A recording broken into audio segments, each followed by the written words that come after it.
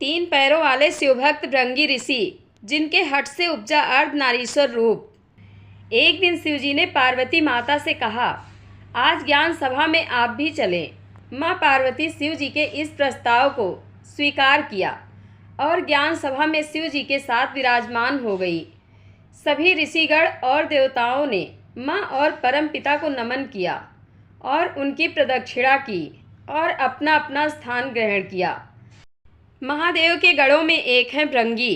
एक महान शिव भक्त के रूप में भृंगी का नाम अमर है। कहते हैं जहाँ शिव होंगे वहाँ गणेश, नंदी, श्रृंगी, भृंगी, वीरभद्र का वास स्वयं ही होगा। शिव शिवा के साथ उनके ये गण अवश्य चलते हैं। इनमें से सभी प्रमुख गणों के बारे में तो कहानियाँ प्रचलित हैं। भृंगी की खास बात यह है कि उनके 3 पैर हैं। शिव विवाह के लिए चली बारात में उनका जिक्र मिलता है। बिनु पद होय को बहुपद बाहु, यानी शिवगणों में कई बिना पैरों के थे और किसी के पास कई पैर थे। ये पद तुलसीदास जी ने भृंगी के लिए ही लिखा है। भृंगी के 3 पैर कैसे हुए, इसके पीछे एक कथा है जो हमें बताती है कि उमा शंकर के बीच का प्रेम कितना गहरा है। ये दोनों वस्तुतः एक ही हैं। दरअसल भृंगी की एक अनुचित जिद की वजह से सदाशिव और जगदम्बा को अर्धनारीश्वर रूप धारण करना पड़ा। भृंगी महान शिवभक्त थे। सदाशिव के चरणों में उनकी अत्यधिक प्रीति थी। उन्होंने स्वप्न में भी शिव के अतिरिक्त किसी का ध्यान नहीं किया था। यहाँ तक कि वह जगत जननी माँ पार्वती को भी सदाशिव से अलग मानते थे। शिवस्य चरणम केवलम, ये भाव में हमेशा रहते थे। उनकी बुद्धि यह स्वीकार नहीं करती थी कि शिव और पार्वती में कोई भेद नहीं है। एक बार सदाशिव के परम भक्त भृंगी कैलाश पर अपने आराध्य की परिक्रमा करने पहुँचे। सदैव की तरह महादेव के बाईं जंघा पर आदिशक्ति जगदम्बा विराजमान थीं। महादेव समाधि में थे और जगदम्बा चैतन्य थी। जगदम्बा के नेत्र खुले थे। भृंगी तो आए थे शिव जी की परिक्रमा करने।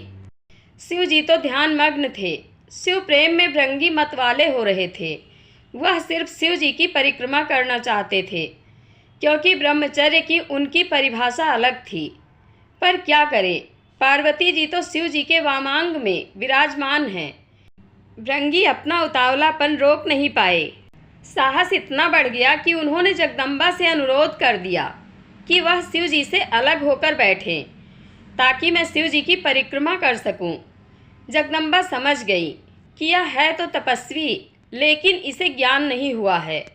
अभी यह अधूरा ज्ञान का है। इसलिए उन्होंने भृंगी की बात को अनसुना किया। भृंगी तो हठ में थे, कुछ भी सुनने समझने को तैयार ही नहीं। फिर से पार्वती जी से कहा कि आप कुछ देर के लिए हट जाएं, मैं परिक्रमा कर लूं। माँ पार्वती ने इस पर आपत्ति जताई और कहा कि अनुचित बात बंद करो। जगदम्बा महादेव की शक्ति हैं, वह सदाशिव से पृथक होने को कैसे तैयार होती। माता ने भृंगी को कई तरह से समझाया, प्रकृति और पुरुष के संबंधों की व्याख्या की, वेदों का उदाहरण दिया, परंतु भृंगी भी वैसे ही हठी की बुद्धि तो वैसे भी आधी हो जाती है। माता द्वारा दिए ज्ञान उपदेश उनके विवेक में उतरे ही नहीं। उनकी बुद्धि सृष्टि के इस रहस्य को समझने के लिए तैयार ही नहीं हुई। उन्होंने सिर्फ शिव की परिक्रमा करने की ठान रखी थी।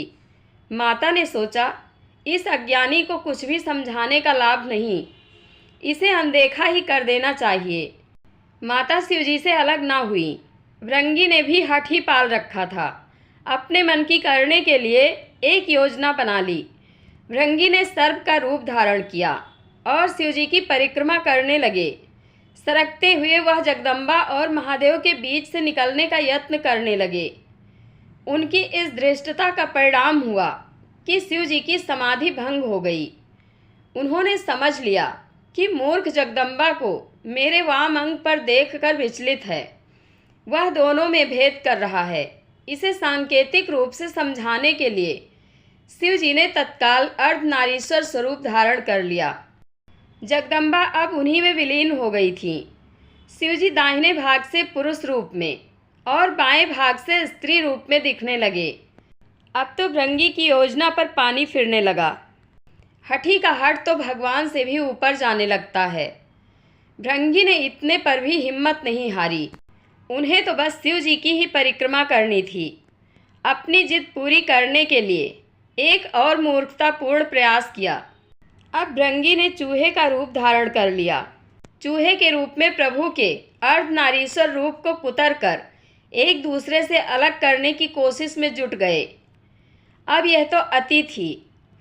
शिव भक्त भृंगी की धृष्टता को लगातार सहन करती आ रही जगदम्बा का धैर्य चूक गया। उन्होंने भृंगी को श्राप दिया, हे भृंगी, तू सृष्टि के आदि नियमों का उल्लंघन कर रहा है। यदि तू मात्र शक्ति का सम्मान करने में अपनी हठी समझता है तो अभी इसी समय तेरे शरीर से तेरी माता का अंश अलग हो जाएगा।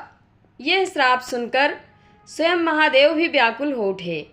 भृंगी की बुद्धि भले ही हर गई थी, पर महादेव जानते थे कि इस श्राप का मतलब कितना गंभीर है। शरीर विज्ञान की तंत्रोक्त व्याख्या के मुताबिक इंसान के शरीर में हड्डियां और पेशियां पिता से मिलती हैं, जबकि रक्त और मांस माता के अंश से प्राप्त होता है। फिर क्या था, भृंगी की तो दुर्गति हो गई। उनके शरीर से तत्काल रक्त और मांस अलग हो गया। शरीर में बची रह गई तो सिर्फ हड्डियां और मांसपेशियां। मृत्यु तो हो नहीं सकती थी, क्योंकि वो अविमुक्त कैलाश के क्षेत्र में थे और स्वयं सदाशिव और महामाया उनके सामने थे। उनके प्राण हरने के लिए यमदूत वहां पहुंचने का साहस ही नहीं कर सकते थे। असहाय पीड़ा से भृंगी बेचैन होने लगे। ये साप भी आदि शक्ति जगदम्बा का दिया हुआ था। उन्होंने ये साप भृंगी की भेद बुद्धि को सही रास्ते पर लाने के लिए दिया था, इसलिए महादेव भी बीच में नहीं पड़े। इस साप का लाभ यह हुआ कि भृंगी असहनीय पीड़ा में पड़कर समझ गए कि पितृशक्ति किसी भी सूरत में मातृशक्ति से परे नहीं है। माता और पिता मिलकर ही इस शरीर का निर्माण करते हैं, इसलिए दोनों ही पूज्य हैं। इसके बाद भृंगी ने असहाय पीड़ा से तड़पते हुए जगदम्बा की अभ्यर्थना की। माता तो माता होती हैं। उन्होंने तुरंत उन पर कृपा की और पीड़ा समाप्त कर दी। माता ने अपना साप वापस लेने का उपक्रम शुरू किया, लेकिन धन्य थे भक्त भृंगी भी। उन्होंने माता को साप वापस लेने से रोका। भृंगी ने कहा, माता, मेरी पीड़ा दूर करके आपने मेरे ऊपर बड़ी कृपा की है, परंतु मुझे इसी स्वरूप में रहने दीजिए। मेरा यह स्वरूप संसार के लिए एक उदाहरण होगा। इस सृष्टि में फिर से कोई मेरी तरह भ्रम का शिकार होकर माता और पिता को एक दूसरे से अलग समझने की भूल ना करेगा।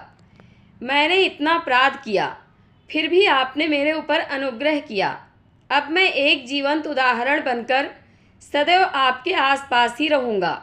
भक्त की यह बात सुनकर महादेव और जगदम्बा दोनों पुलकित हो गए। अर्धनारीश्वर स्वरूप धारण किए हुए माँ जगदम्बा और पिता महादेव ने तुरंत भृंगी को अपने गढ़ों में प्रमुख स्थान दिया। भृंगी चलने फिरने में समर्थ हो सकें, इसलिए उन्हें तीसरा पैर भी दिया। तीसरे पैर से वह अपने भार को संभाल कर शिव पार्वती के साथ चलते हैं।